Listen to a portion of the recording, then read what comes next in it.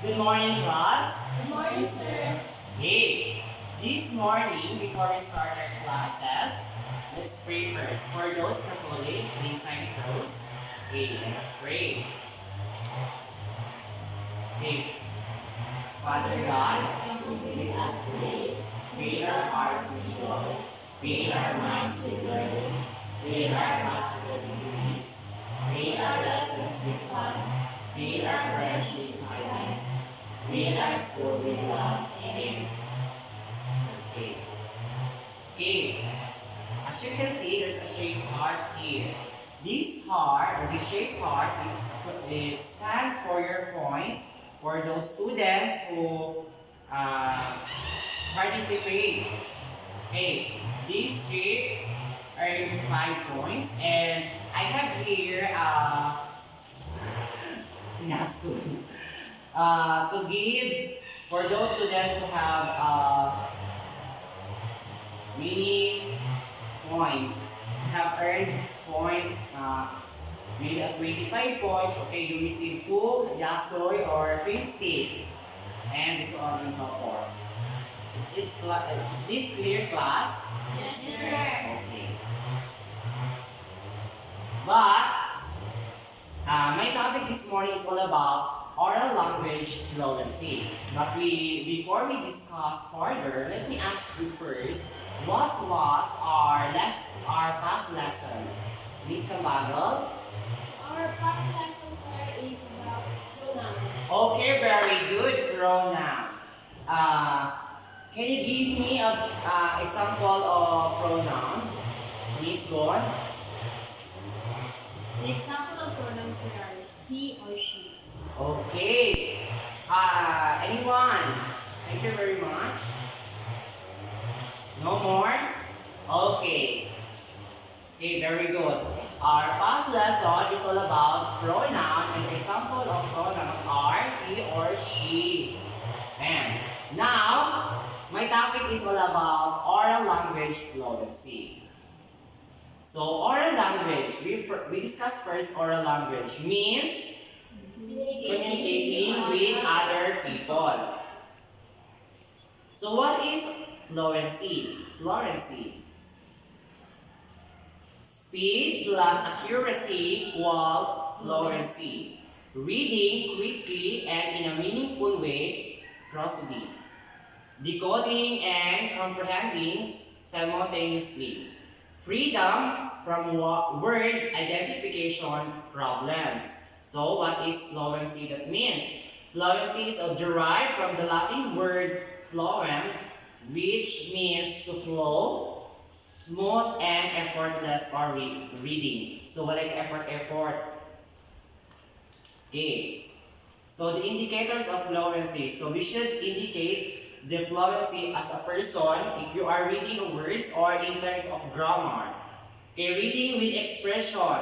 So you are reading you read one passage, you should apply this and you indicate those fluency person in reading a passage that you should use expression. Second one, recalling, retailing. Third one is word per minute. So maybe if you are one of the fluency person, it's very easy for you to practice. And the third, next one is, so this will be the task or something tongue twister.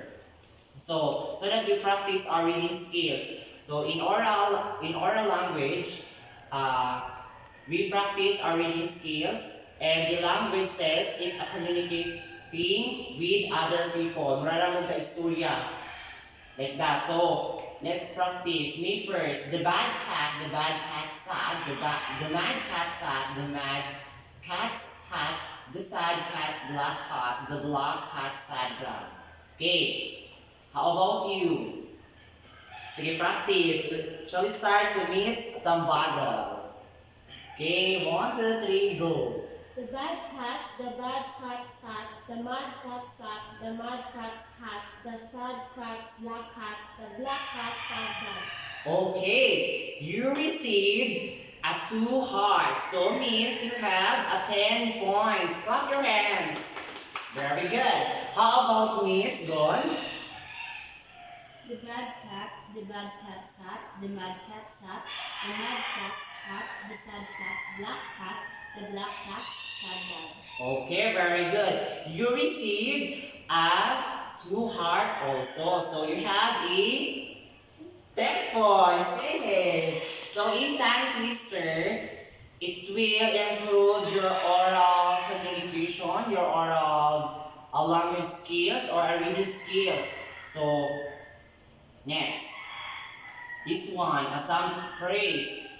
If it weren't for students impeding our progress in the race to the end of the term, we certainly could be sure of covering all the content.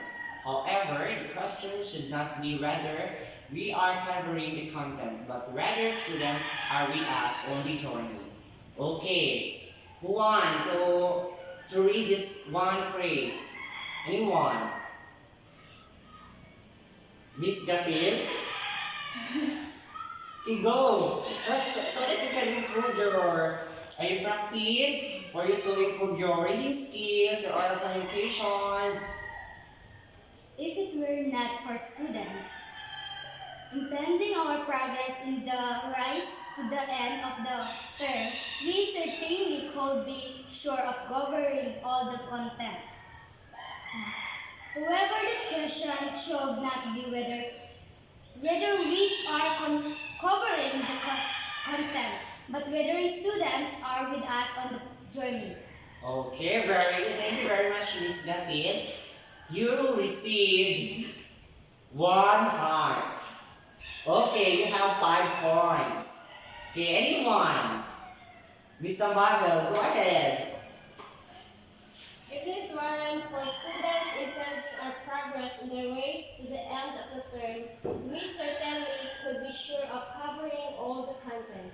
However, the question should not be whether we are covering the content, but whether students are with us on the journey. Okay, very good. Now you receive a 1 heart. Okay, next phrase, give me a fish. Okay, give me a fish while you're teaching me how to catch my own. That's what I want start to get why I'm learning to tie flies. Okay, anyone? Miss Gordon, go. Give me a fish while you're teaching me how to catch my own. That way I will starve to death while I'm learning to tie flies. Okay. Thank you very much. I know you received a 1 heart. So there are 9 steps to building our fluency. Okay, the first one is according to Bukowski and Hart 2005. So the first one here is develop phonemic awareness, method, knowledge, and phonetics foundation. So it means the sound and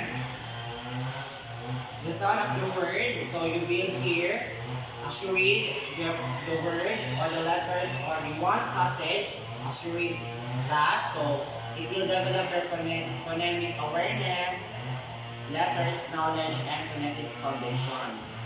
The second one is increase vocabulary and oral language skill. So to build your fluency also, as you read the one passage or you read word, it will increase your vocabulary as you observe, di ba, mubasa tag sa ka news. Di ba, there's some words there na hindi familiar, but if you research it, maka-add sa ato ay, inato day ang meaning sa word. And also, it will improve or increase your oral language skills. Kaya mura naman ang isra pero basa ka magpapalos ka sa mga sounds. And effectively teach high frequency words. Teach common word parts and spelling patterns. So, mo ni i-practice sa mga students for you to know, for you to build your fluency in terms reading or oral language or in your reading skills. kanang mo-teach ka kung di ba kung kanang common ang words mong pagbasa mo dali ra ang pagbasa nimo unlike kung dili familiar sa mo ang word.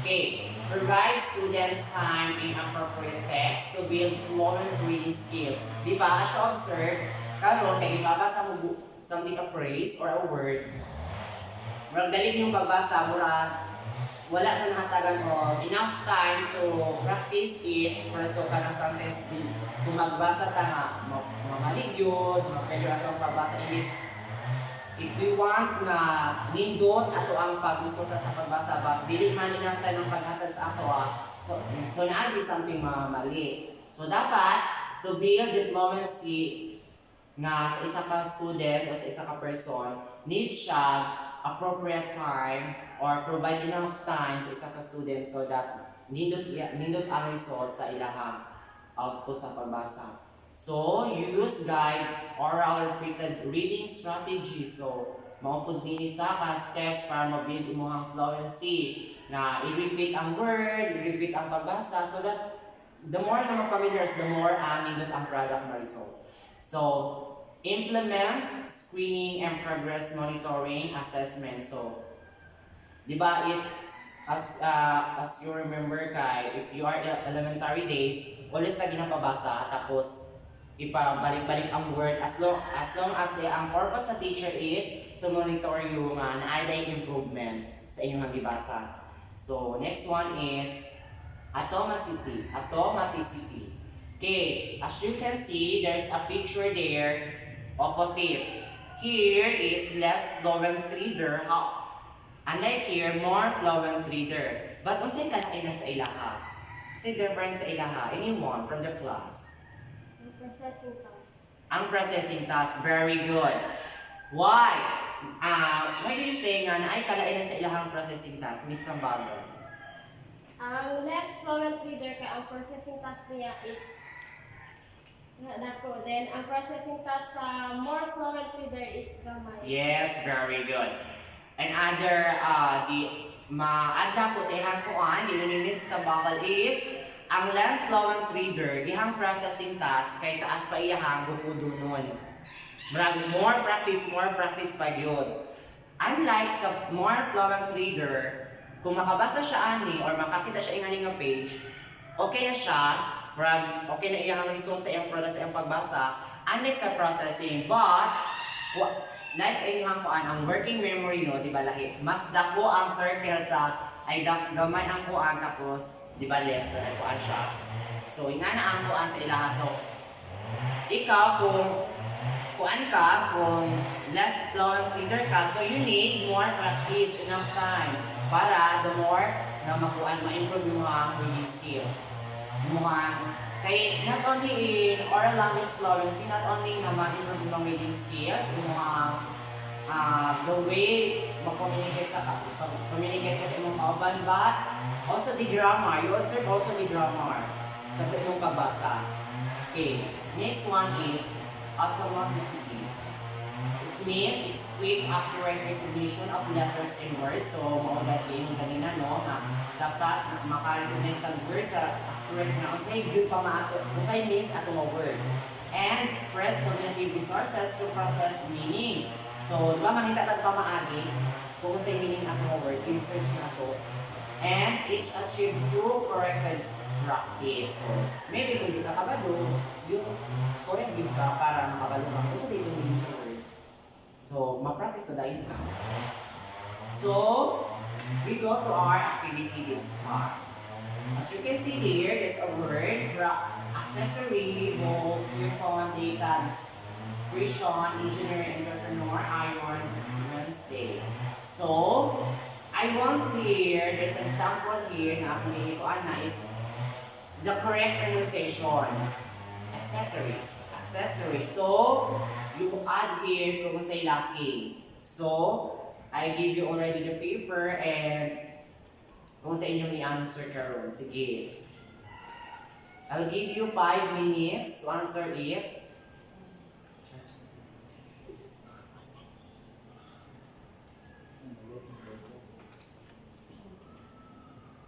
Are you done?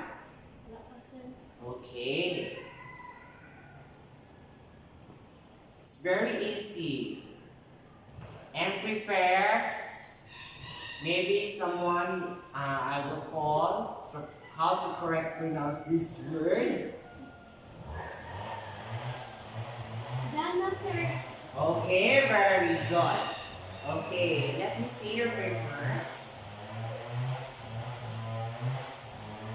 Wow, very good. You got perfect. Let me see. Here's incorrect pronunciation or okay. Let me see.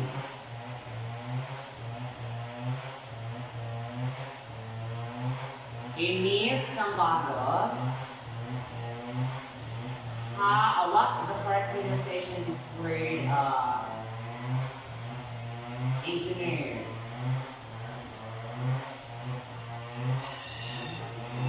Engineer. Engineer. Very good. Then you got 10 shape parts. So it's 10 points. How about Miss Gatin? Okay, what is the correct pronunciation of the word iron? Iron. Wow, very good. Or in a British language, it will be iron. Iron. So the R here is silent. Okay, how about Miss God? Read this word, give the correct pronunciation of the word data. Data. Sabi, murag na siya ka ng ano, kuan sa data. Ana. Okay, very good. Okay, all of you got 10 cards. Okay. Very simple activity. How many score you have, Judy? Total of 25. 25. You got 25 points. Very good. How about Miss Gatin? 15. 15. Wow, very good. How about you, Miss Gon? 25. Very good.